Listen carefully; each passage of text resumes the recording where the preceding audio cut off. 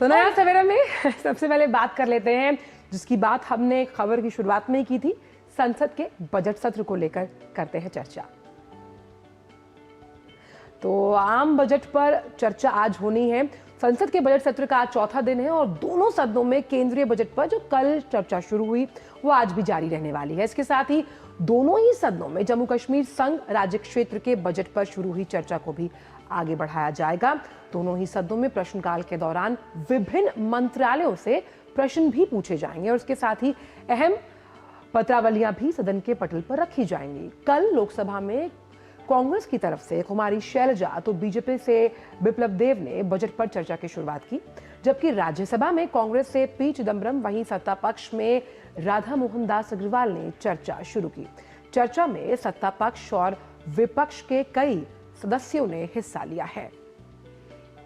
तो आज संसद के बजट सत्र का चौथा दिन है और संसद में बजट सत्र को लेकर चर्चा हो रही है और चर्चा में सभी सदस्य पक्ष और विपक्ष दोनों चर्चा में हिस्सा ले रहे हैं। शैलेंद्र हमारे साथ जुड़ चुके हैं ज़्यादा जानकारी के साथ। शैलेंद्र, आपसे ताज़ा अपडेट लेना चाहेंगे। आज चौथा दिन है, अगर विधायी कामकाज के हिसाब से बात की जाए तो आज कितना महत्वपूर्ण रहने वाला है, क्योंकि कल का दिन हमने देखा कि राज्यसभा में काफ़ी हंगामा हुआ और विपक्ष ने वॉकआउट किया। कहीं ना कहीं विपक्ष ये आरोप लगा रहा है केंद्र पर कि ये भेदभावपूर्ण वाला बजट है।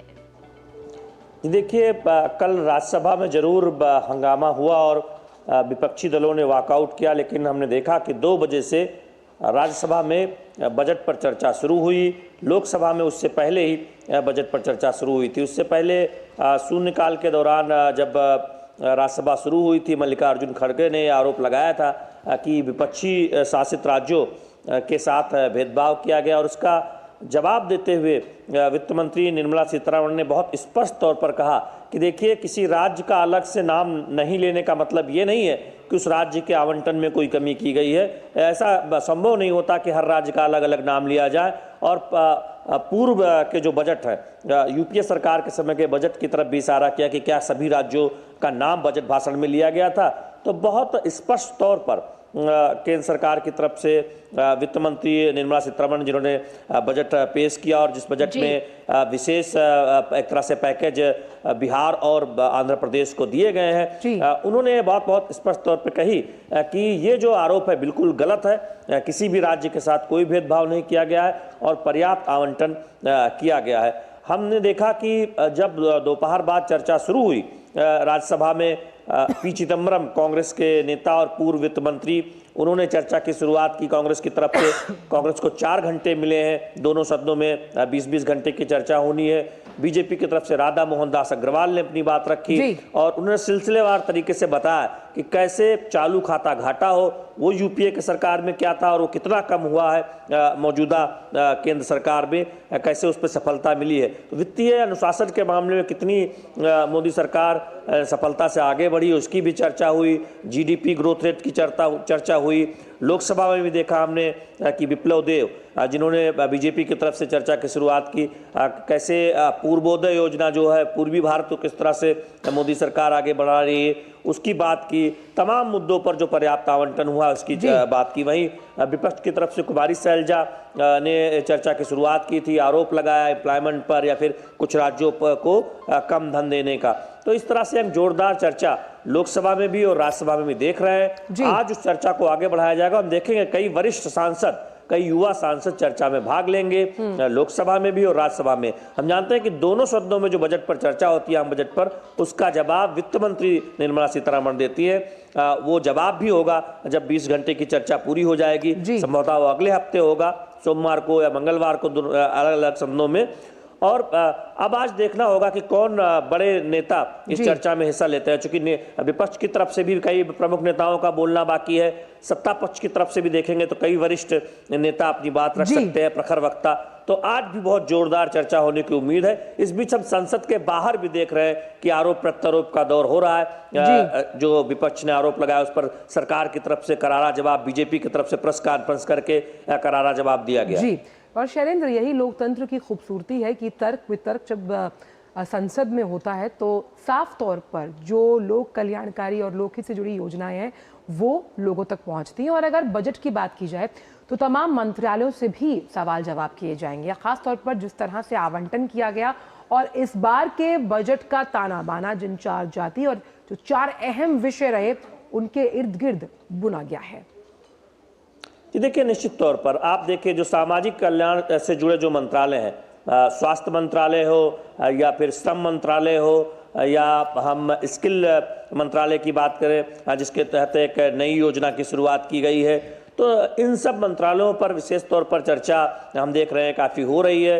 आप मीडिया में रिपोर्ट्स देखें कि किस तरह से अलग अलग मंत्रालयों को तरजीह दिया गया है।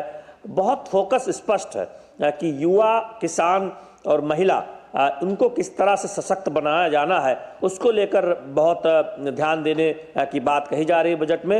इसमें जो खास बात इस बार दिखती है कि कुछ ऐसी योजनाओं की शुरुआत हो रही है। अगर आप स्किल डेवलपमेंट में देखें या फिर इंटर्नशिप जो अप्रेंटिस की योजना है, जिसमें सरकार अपनी तरफ से एक अंशदान देगी नए लोगों को नौकरी देने में, तो ये सब एक ऐसी योजना है जिससे रोजगार बढ़े, नए रोजगार पैदा हो, उस पर एक इस बार बजट में खास ध्यान दिखता है। और एंजल टैक्स जैसे जो कर हटाए गए हैं उससे स्टार्टअप को बढ़ावा देने की बात है। तो बहुत संतुलित बजट है जहां सामाजिक कल्याण की योजनाओं पर ध्यान है, ग्रामीण अर्थव्यवस्था पर ध्यान है, जहां प्रधानमंत्री आवास योजना में नए घर बनाए को लेकर आवंटन है, क्रेडिट लिंक जो सब्सिडी स्कीम है वो एक तरह से उसको फिर से शुरू किया जाएगा।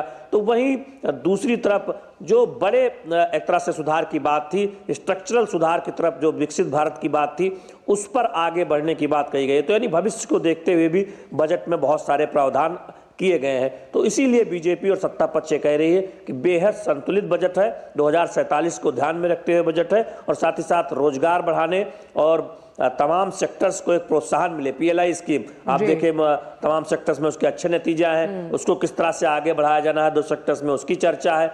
तो इन सब को लेकर एक विस्तार से हम देख रहे हैं कि चर्चा भी हो रही है सदन के अंदर और सत्ता पक्ष कह रहा है कि बहुत शानदार बजट वित्त मंत्री निर्मला सीतारमण ने पेश किया है। और हम चर्चा में आज देखेंगे कि सत्ता पक्ष की तरफ से कुछ महत्वपूर्ण नेता भाग लेंगे।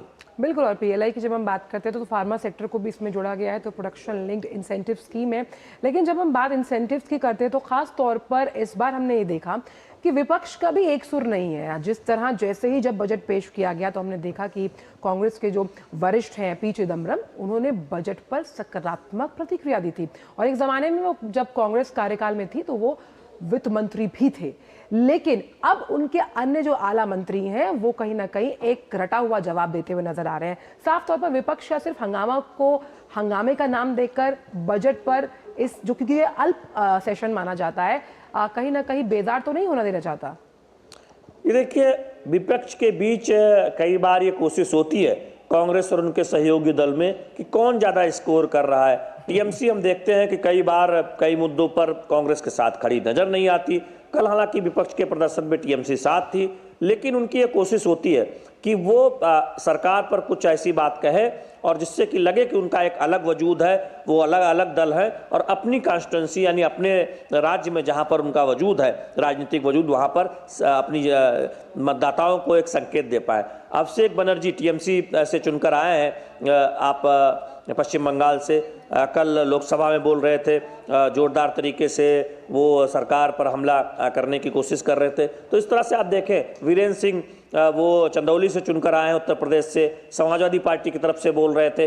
तो इन दलों की भी अपनी कोशिश है कि विपक्ष के साथ वो खड़े तो नजर आए, कांग्रेस के साथ कई मुद्दों पर खड़े तो नजर आते हैं, लेकिन खड़े होते हुए भी अलग नजर आना चाहते हैं। टीएमसी तो हम देखते हैं कई बार बैठकों में भी नहीं जाती, कई मुद्दों पर असहमति जताती है, लेकिन कोशिश उनकी यही रहती है कि उनके राजनीतिक दल की एक जो पहचान है, उनके अपने राज्य में एक संदेश भी जाए। समाजवादी पार्टी हो या खासतौर पर टीएमसी हो, वो कई बार सदन में ऐसा करती दिखाई देती है। हाँ, ये सही है कि कई बार हम देखते हैं कि कुछ प्रस्तावों को लेकर, सरकार के फैसलों को लेकर सराहना भी विपक्ष से देखने को मिलती है, लेकिन जब बात सदन के अंदर जब चर्चा की आती है या फिर संसद भवन परिसर में या मीडिया में प्रतिक्रिया देने की बात आती है, तो विपक्ष का फोकस ज्यादा इस बात पर रहता है कि सरकार को क्या कुछ और करना चाहिए था, सरकार ने क्या नहीं किया। यानी सरकार को घेरने की एक कोशिश नजर आती है विपक्षी दलों की। उन्हें लगता है कि सरकार को ये घेरने का मौका है सदन के अंदर, चूंकि संसद सत्र चल रहा है, बजट पर चर्चा हो रही है और उससे एक संदेश भी देना है अपने लोकसभा क्षेत्र में या फिर अपने